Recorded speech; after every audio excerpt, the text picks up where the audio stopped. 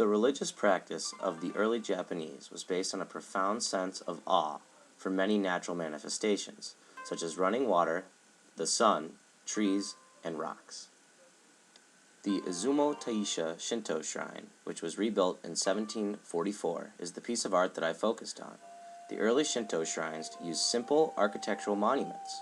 These rudimentary monuments included piles of stone that indicated the places where sacred presences were first sensed. The practice of worship was in its purest form and performed in silence. The Izumo Taisha in western Japan suggests kind of a different sense of mystery, intimacy, darkness, and warmth, and strays from this rudimentary design.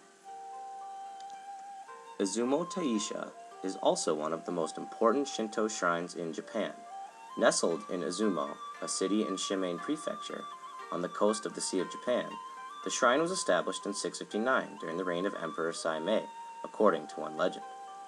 At some point in its long history, the Izumo shrine followed a natural cycle, much like life and death. After around 60 years had passed, it would be torn down and rebuilt. This is the same practice that is still followed at Ise Jingu Shrine, which is reconstructed every 20 years. Izumo Taisha's main building you see today was completed 265 years ago and has undergone a facelift 4 times so far. The largest existing structure built in the Shinto architectural style, called Taisha Zukiri, has been designated a national treasure in Japan. The top of the roof of the main building is now about 24 meters high. That's nothing to sneeze at. But up to 750 years ago, the building was vastly different. Reaching for the sky, the hall stood on massive red pillars. To access the building, awestruck, humbled visitors had to climb a vast sloping staircase. The main approach to the shrine starts at a giant torii gate, surrounded by a street full of stores and restaurants. Continuing north, the approach uniquely leads downhill, where the trail divides into 3 paths lined by trees. The center lane is considered to be a path reserved for deities, and visitors are to refrain from choosing this path. The next destination is the Hall of Worship, which was reconstructed in 1959. Standing in front of the main building, it features a giant straw festoon at the entrance. This large sacred straw rope, called shimenawa, is 13.5 meters long and weighs around 5 tons. Behind the worship hall stands the main hall, or honden. The main hall, together with some smaller shrine buildings, are surrounded by 2 sets of fences, which separate the inner sanctuaries and are not available to the public. However, you are able to see long wooden structures on either side of the main sanctuary. These structures are called jakusha and serve as lodgings for the 8 million deities for their annual assembly, or so it is believed. At the southeastern corner of the main shrine grounds stands the shokokan, which consists of 2 floors. The first floor acts as a reception office, and the second floor consists of a museum for important items.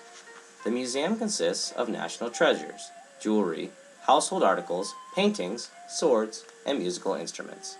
Some of the most important treasures contained here include a set of Japan's oldest wooden pestle and an igniting board, and a small boat that was hollowed out of a piece of wood.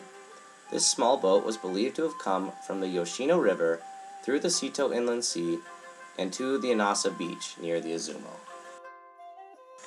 While it is customary for worshippers at ordinary shrines to bow twice, clap their hands twice, and then bow again, Izumo Taisha has a style all its own.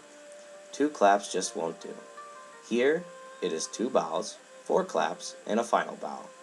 The shrine is situated in a region home to many myths. The story goes that the god Okuninushi no Mikoto molded the earth into a paradise and turned it over to the grandchild of the sun goddess Amaterasu Omakami. Pleased, the goddess built the shrine for Okuninushi no Mikoto, who then kicked back and lived out his days. As mentioned, in worshipping, visitors will clap their hands 4 times instead of the usual 2, and this is because they will do this twice for themselves and twice for their partner. Every year, from the 10th to the 17th day of the 10th lunar month, the 8 million Shinto deities will gather here at the Izumo Taisha for a meeting, or so it is believed. The Kamiari festival is held at the shrine during this period. The Ise Jingu, located on the eastern side of Japan, is another example of Shinto architecture.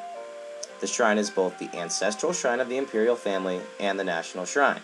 It is divided into an eastern and western sector.